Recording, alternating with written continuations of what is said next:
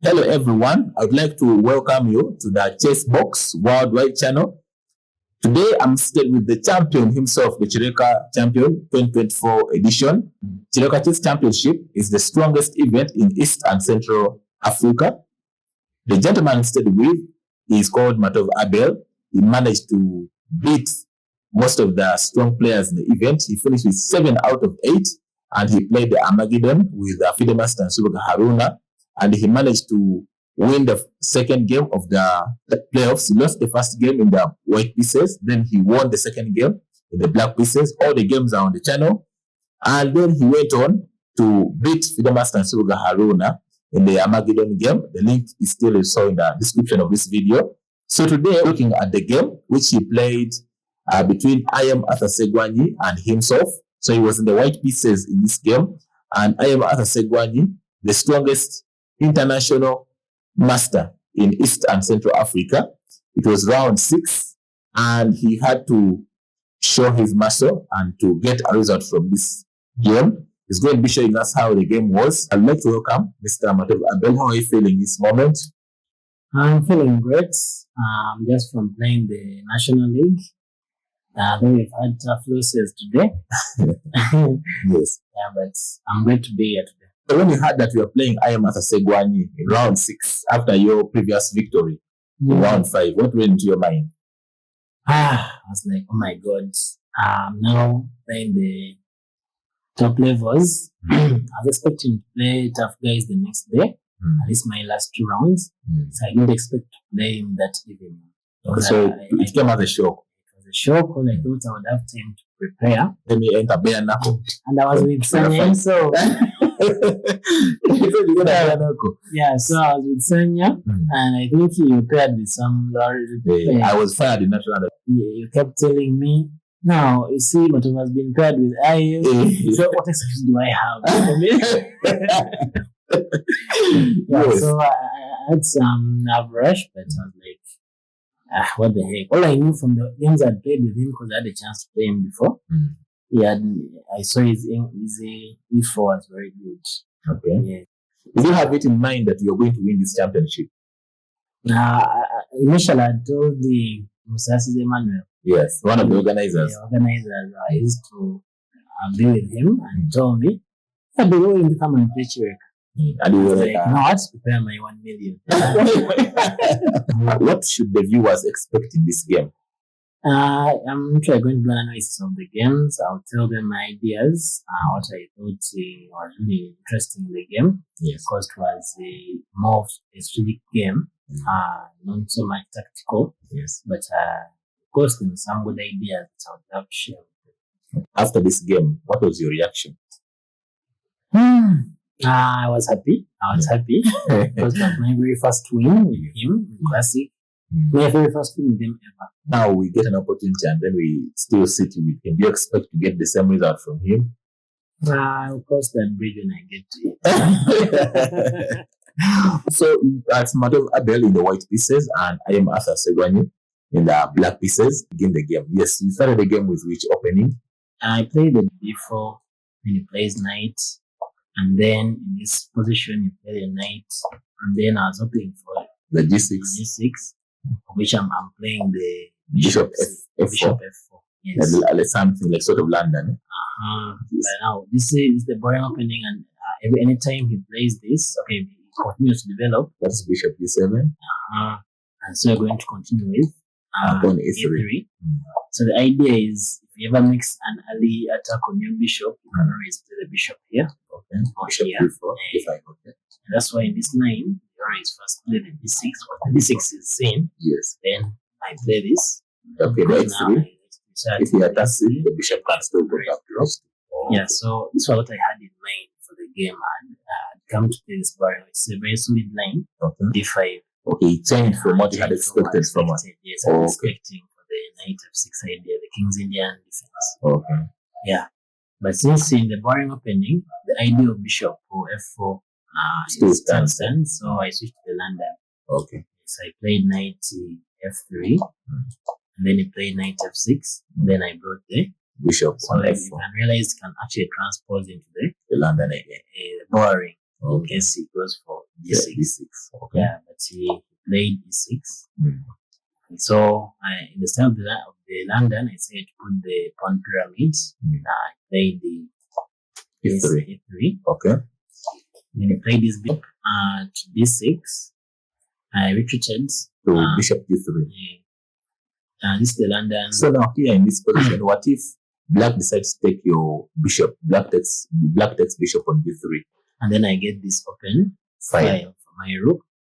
So if it castles, then I develop the bishop.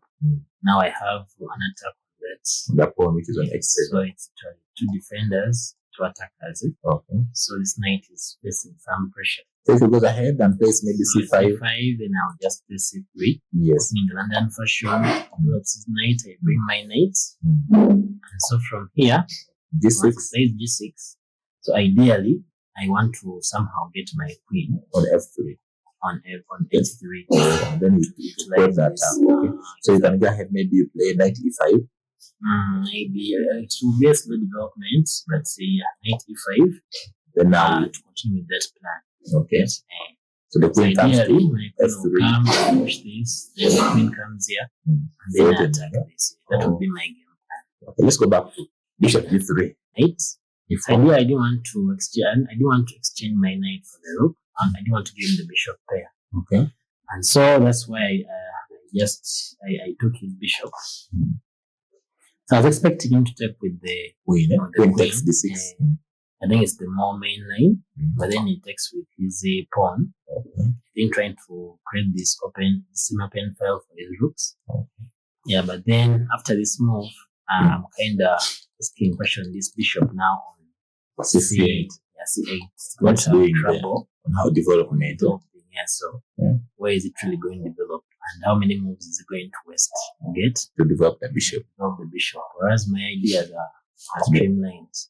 So I continue the fashion, I attack that knight, with my other pawn developing. So he develops his queen, trying to attack the pawn, which is on B2. Exactly. Which I shrug off with my rook to B1, knight C6. Okay. Which I played C5. So in this position, what if he tries to play either queen F5? What was running into your mind? Yes. Then I'll simply play F3. Stopping the light coming to a B4. And also protecting my pawn because he had attacked it with his queen. Okay. Yes. So after castles, I develop my bishop. Planning to go to castle. Yes. Okay. After like a simple line can go knight and D2, I take with the queen. And after D times C4, I take with the bishop. So you can realize I have my chain pawns. I have more space in the center. So after I played C4 because I realized he can't take.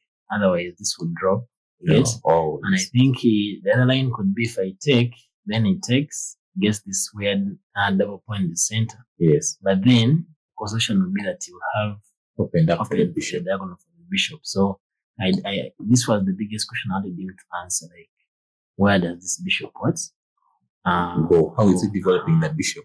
Yes, I did it to maybe try B6 and then come, but then the problem is queen B6. Queen B6. So I already committed his queen here. So now this bishop is really lonely here. Okay. Yeah, whereas my development is going to come in first. Yeah, so that was in my mind. So ideally, castles. So I played my bishop E2. What if you had played maybe bishop E3? D3. Yes. Bishop D3. So if I had played bishop to D3, yes, I realized it's going to take. Yes. And then, for instance, if I take, there's this troublesome knight. It's going to attack those two, and I may end up losing a pawn. I get it. So I do want to give them that. Okay. Yes. Let's go back to bishop E2. Yes. Yeah, I played bishop E2. Yes, and simple developing moves that I can castle. So after takes, I take with my queen. Takes, I take, and then he plays E5. I started feeling a bit uncomfortable because my whole idea was to cram this bishop. Now, when he plays E5, yes, E5, he now frees up his bishop. Or it can come in action. Yeah, and so I realized that, for example, plans like if I play, let's say, D5. Now he's going to have another simple plan like knight D7. Knight E7. Yes. Now, for example, if I castle, of course, he could not play F5 this because there is this tactic. Okay. Take and then tactics. He loses the knight. Knight. Okay, maybe this is too much for him to give me. So what I had seen after that, then he could play maybe in this position. I think he would go bishop comes to G4, pinning down. Bishop G4. Yes. Of course, he would prepare this.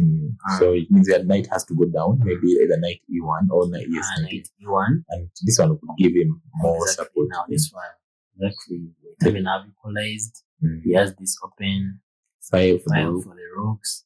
With time, maybe he can play this, and then he plays the F5. Yeah. I felt I would be giving him a lot. He would really be comfortable in this position. So I didn't go for the D5 idea. So you took the pawn? So I just took the pawn. I think after E5, I just took the pawn. Okay. So he takes the pawn, and then I castle. I get it. Yeah, so now the game is, I think development is done. And now he develops his bishop. Finally, the bishop is out of the chain. Yeah, finally. I think, I feel like I've not gotten so much out of the opening. Like it's still even. 50-50. Yeah. Okay. I was like, anyway, let's continue. So when I saw bishop here, G4, I know what he wants to take. Cramp the position. He gives you double pawns on F3. Double pawns and also open up for his attack. And opening up the king to give you a thunderous attack. My king will become open, you'll attack. So I thought I should play queen to D5 to add some protection here. In this position, what if we would have gone maybe bishop E6? Bishop E6? Yes. Yeah, bishop E6. My initial idea was to play queen E4. Yes. And then I'd seen after queen B4, yes, trying to maybe pin.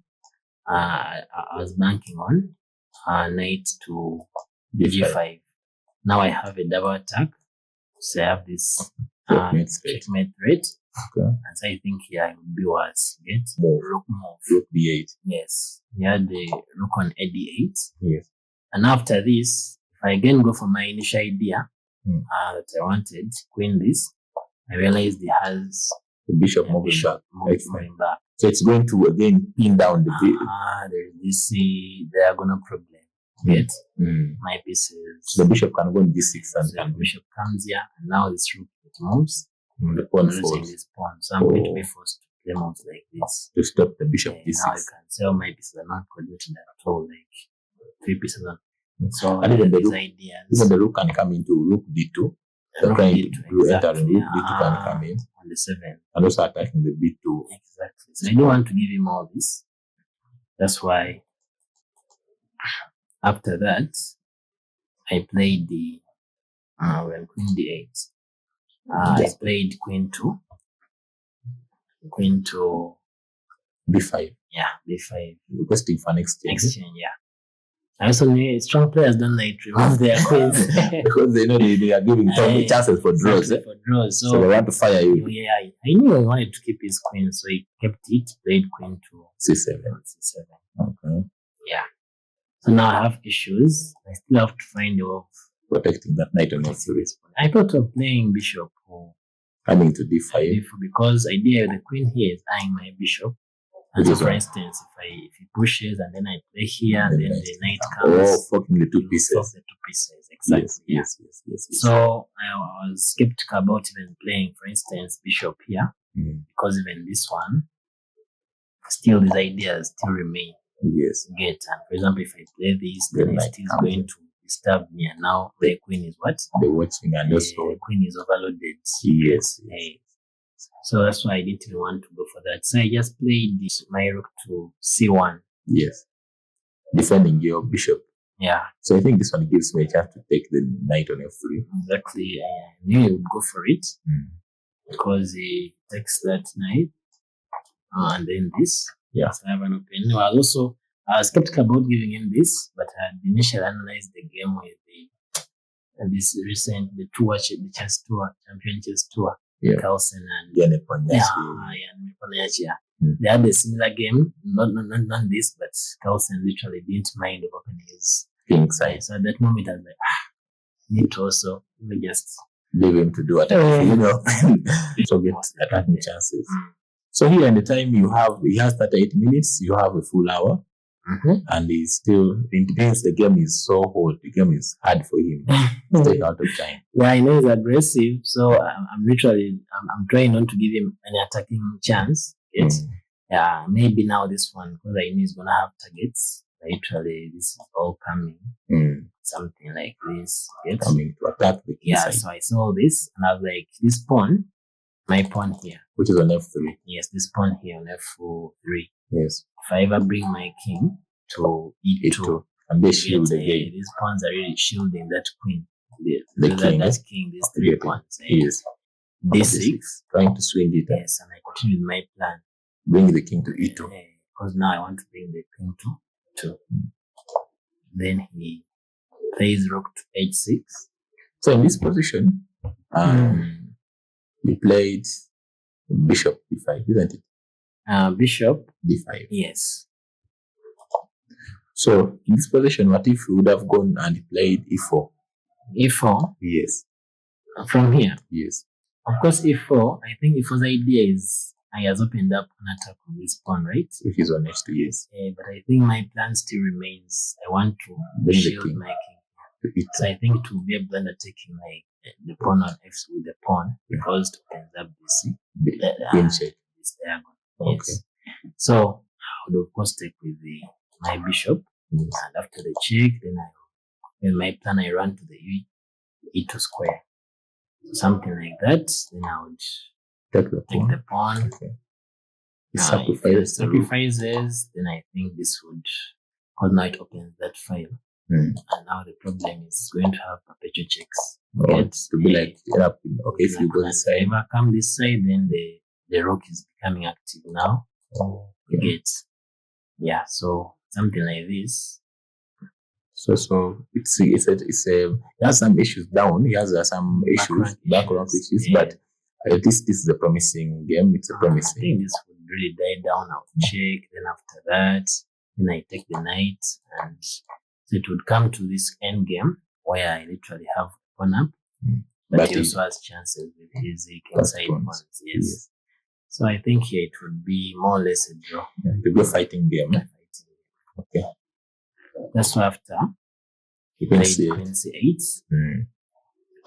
So in my mind, I was like, this queen is eyeing this square. The H3 square. Yes. Way to terrorize the pawn on F3. That's another attack here with the rook. Yes. And if you can never get rook check, then this will be met. Yes. So after this queen, I think he was banking on me taking. And then after he takes, I take, then he comes here. But I think in my calculations, then I saw this. Then there, on H3. So I think in the game, I actually missed that I can play rook d6. Rook d6, yes. And it could be, maybe show them rook d6. And I think he has no other attacking promising move. This is purely equal. It's a very equal position and chances for both sides. Okay. Yeah. So because I actually missed rook to d6, I wanted to avoid this whole variation. So after his queen c8 move, I simply moved my king to f1. So you're planning to bring the king on e2. Okay. I feel it will be more safe in that square. Okay. Yeah. So f3. I mean, because where the money is, Yeah, I think you also have to be careful because, for instance, after a3, I want to keep an eye on this pawn here. Yes, and also have chance, for example, when they play for this move then to here, because usually if I play here, I may have this. So if I play this and then this, Or you have later. chances for queen b6 in the future. But then the queen will be in the direct array with this, and later if my king she comes here, then there is plans of knight check, and then it's still takes the rook. Oh, okay. Yes, so that's why I couldn't play queen to b6 immediately. First side stepped it with it's going to be playing queen c5. Yes, queen c5. So check, and then I hide. So I was hoping he's going to take, but then he plays rook to f6. Still exactly. So, and then after rook f6, it takes his chance of overtaking this pawn on h2 with the queen, ideally, because after rook on h1, the queen will be trapped. Yes. So it means the pawn is untouchable. Now the pawn is protected. At least if you're taking it on the last move, we win 2 rooks for the queen, which would be some compensation. So right now, in this position, I don't know if you had realized that this pawn is now not taken, and now his queen is misplaced in the wrong side of the board. You get? That's why I played bishop to e4. If he takes still, the rook will be attacking the other pawn, which is h7. Exactly. Okay. And if he takes, for example, in this position, then this is lost immediately because now the queen is dropped. Realize you can't save it. Okay. And even with all these checks and discovered, so I think he saw his predicament when it was his queen is now off balance. Yes. I think he was starting to regret the decision of rook to f6 at this point. Yeah, but after so g6, see. First of all, once I don't have a dark squared bishop, g6 already weakens is the dark squares. I think he wants to activate his rook and maybe try to bring it to the game, realize it's doing nothing. So he wants to create this square for his king so that he can free up easy and avoid back rank issues. So when he played g6, I realized that his dark squares are becoming what? Weak. Yeah. Dark square. Yes. So you want to take now bishop takes c6 and then you take the pawn. Ideally, I would want to do that very much. But probably if I take away this bishop, then now the bishop on f3. Oh yes. Because that bishop is serving that role. Yes. And the other thing with this rook placed here, you can't push f5 ever push my bishop. So the bishop is like on an outpost. Yes. It can't be pushed, and the rook is blocking the movement of the pawns. Okay. Yeah. So I played there, also trying to open up because my bishop was in the way of my rook. Trying to open up that possibility. So he plays c8. I think he's planning to check. And then he loves and steal the piece. Yes. Of course, it was a one-move tactic. I saw that. Now here's where things got interesting. I realize after queen b3, obviously I'm attacking this pawn. attacking the b7 pawn, yes. Because if you can realize critically, this knight is having 3 defenders. You get? Yes. It has 1, 2, 3, right? Yes. At the same time, it only has 2 attackers. So if I can ever bring a third attacker into the game, becomes a hang piece now. So you'll take away 1 defender, and it remains now with 3 attackers and only 2 defenders. Came to g7. I was a bit surprised because the other thing I realized that I think he thought this was.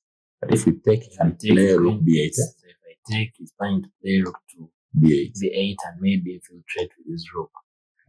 But then my question still remains: this knight now, yes. after the exchanges and all the ruckus, it's going to have issues. Yeah. Because now imagine my queen is here on c7. Yes, and this knight has 1, 2, 3, 4, 5, 6. I get squares.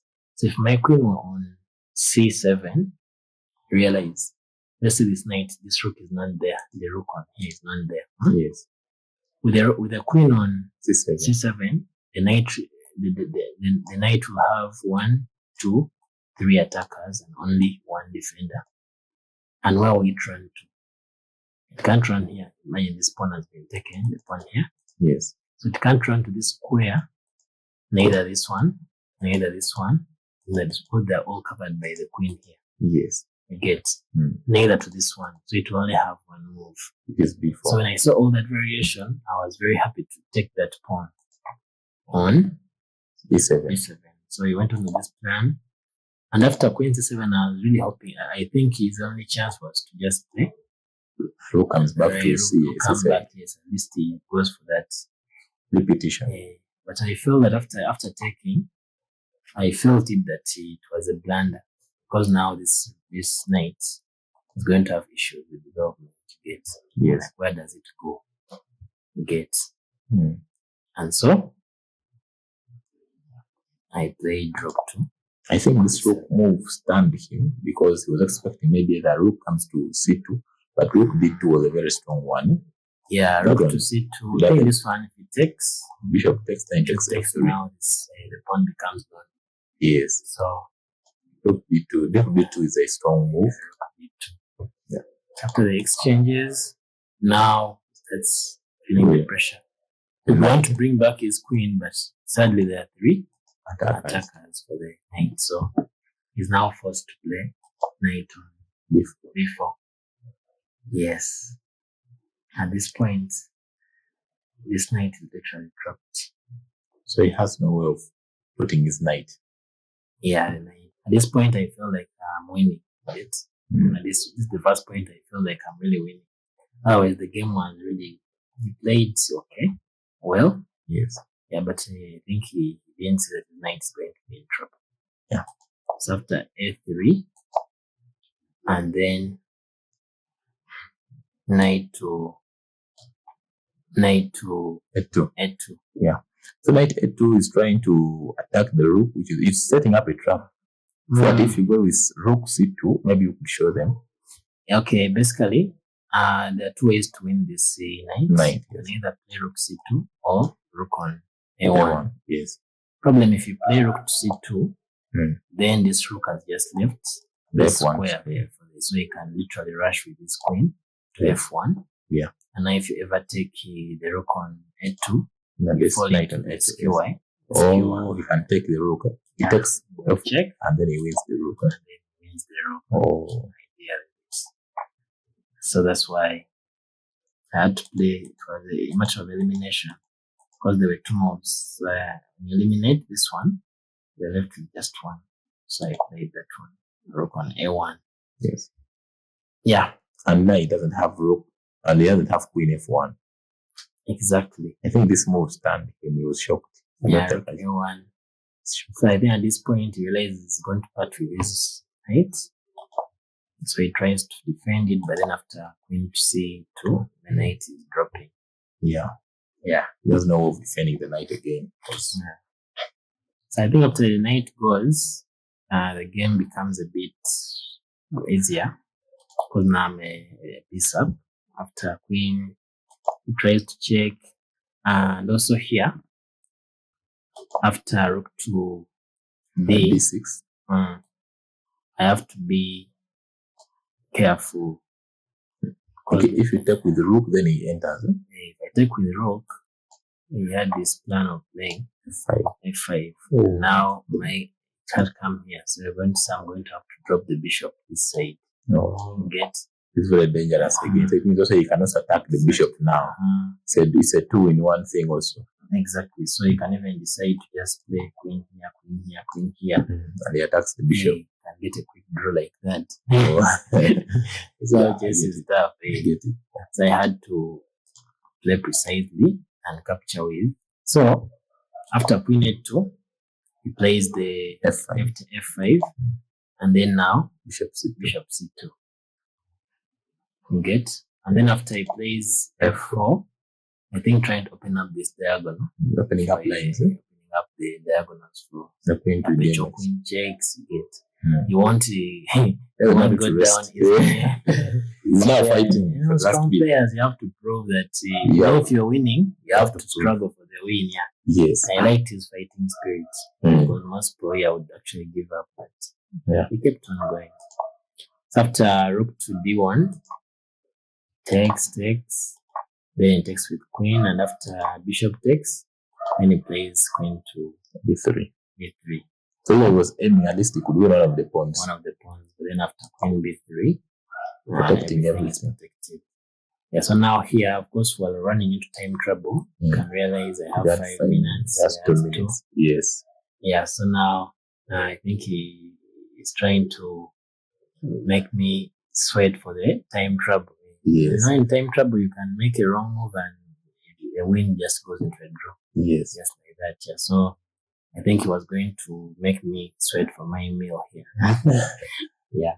So he's now going to go for the perpetual checks, you get, with all these open diagonals, you get. Yeah, open them up. He wants to see all these. So his queens are very strong. They're going to use them to full effect. So I'm trying to remove the queen, so that you can have a clean win. Have a clean win, but he won't, of course, allow. So he's trying to infiltrate with this queen to this, like here. Yes. So I'm going to literally have to fight. Yes. So he protects the pawn, then b5. What's in my mind, if I can find a way of pushing this pawn up to here, or get at least a passed pawn. Also the pressure to turn, yes. The problem is even after getting a passed pawn, you're going to open up even more lines, more lines, more files, more diagonals. So it can be tricky, but I knew he had the easier game. Yeah. So I'm trying to hold on to all my pawns, because if I give him one, then even with a piece, the queen is very strong. It can check everywhere. Yes. So he's trying to come with to play maybe queen e1, but it's okay. Queen e1. So yeah, you went with you try to. Yes, I saw queen e1. Then I can always play bishop f1. Oh. So yeah, I played the f5. Trying to push it. Past points have to be pushed. So you're trying to push past points. So yeah, I was banking that it's going to take. Yes. Because if it takes, then I'll check. And now if it goes back, because now you see these diagonals have all been taken. Yes. Okay. So if he goes now here, so he aligns his queen and the queen are aligned together, so you can go for a check. Oh, and then move out. Have a very easy game. Yes. I think he saw that. So after I pushed, he didn't allow. He played the queen e1 immediately. Yes. Attacking the what? The bishop. So now after takes, now he can fire because the queen is no longer going to be aligned with his king. Okay. Yes, after check, I see now the other person should be played. Remove this. So at this point, now I told you I have a passed pawn. This pawn is a passed pawn. You have need to protect your so you just have to push it up this side, right? Yes. Yeah, but it's not going to be easy because my king is open. It can be checked. Yeah, both of you have 4 minutes each. Now we're all running into now time increment is there. Yeah. So check. I just have to coordinate my pieces. Make sure I don't give out any what? In every piece. In every pawn, yes. So I keep pushing.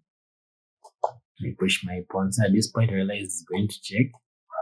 Then I'll play my king to f3. If it takes, then I'll have the queen check. And remove the queen. Both the king and the queen. Yes. So if I can. Ideally, if I can remove that queen, I'll have 2 pawns, I'll have 3. Then the bishop. An extra piece. And by the size, this pawn is queening in the right color of the bishop. Yes. So it would be not draw here. So you enter here. So check. After check. So I was hoping that it takes the pawn, but I think it couldn't. He was literally blind. Yeah, but at this point, I just have to coordinate my pieces. So realize this queen is hitting. Protecting everything. So and the pawn has to move. And the pawn is moving. Get? Yeah, so let's see what I'm trying to do. So after queen to c, then I play queen to e4, king f7, king f3. So I'm trying, and the other thing with this pawn, if you realize, ideally, it's queening in the white square, and I have a white bishop, which is a good thing for me. If it was the other way, it's queening in either this or this, it would be harder because you can never bring the bishop to just like, for example, the queen if it blockades at that square. Yes. Yeah. So that was very positive for me. So we keeps checking. Now he's hitting the bishop and the pawn. but I just need the keys to coordinate your pieces. After the check, I now push. If he takes the not pawn, have time for taking, because if he takes, then just push the forward. push is forward. Yes. Yeah, now it would be game on. So he didn't have time to take. So he checked, takes, check. And I think at this point his better try was to take this. Pawn, yes. Yeah, because after takes, the queen will still eye that one square. But still after getting this and the queen blocks, my bishop also, I can always sacrifice the bishop And then we go for the queen. yes. Yeah, so the queen will try to be stronger at 3 points. So I think he saw that and did take. So played. So the checks are really made. Takes are made, but everything is protected. I think his other resistance more from this point was to play queen to d6. Yes. Queen to d6. Otherwise, when he played queen to d8, now he gives me this check, the queen check on c3. And ideally, you can see he's having trouble moving this queen. You can't move it in this square because the bishop is watching. You can't play f8 and then the queen can also check. f8, the queen will try to check. So you try this was a bit forced. Yes, has to come up. But then if it comes up, yes, I'm going to get this push after check. And that's why this queen move was better. So I think at this point, he threw in the towel. Things were too much. It was too much now. So as you can see, the game was not so much of tactical. It was more a positional game. Yes. So he went for the queen d1 check. I think he checked, yes. But after king to b, after king to b2, he has no check. The queen has no checks. All these squares are covered. All these are covered. And he had to throw in the towel. Yeah, so it was too much. Yeah. Okay, thank you so much for watching and wish you the best of luck in your games. Subscribe, like, and comment. Please, maybe the champion, you can give them your last remarks. It has been an honor doing this review with you. Yes. I really enjoyed it.